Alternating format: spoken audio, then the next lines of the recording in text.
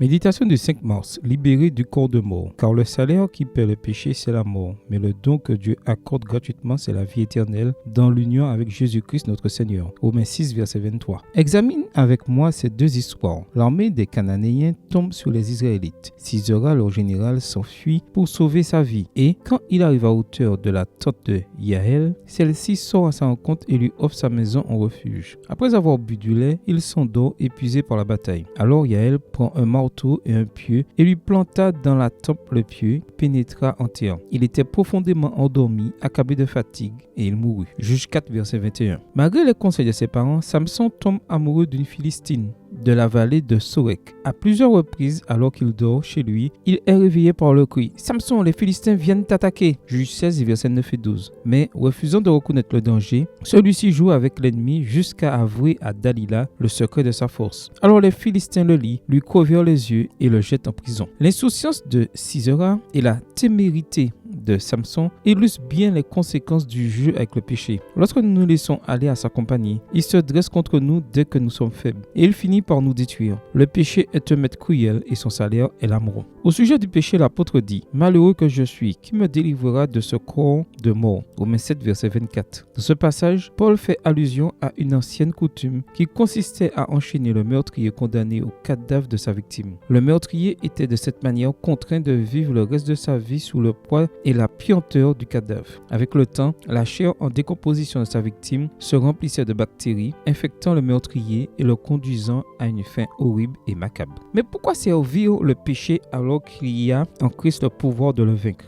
L'apôtre s'exclame « Il n'y a donc maintenant aucune condamnation pour ceux qui sont en Christ Jésus. » Romains 8, verset 1, Nouvelle Bible seconde. Nous n'avons pas à nous soumettre au pouvoir du péché si nous pouvons être libres en Christ. Aimerais-tu être libéré de l'esclavage du péché? Aujourd'hui est un bon jour pour proclamer la liberté en Christ. Amen. Bonne journée à toi et que le Seigneur te bénisse.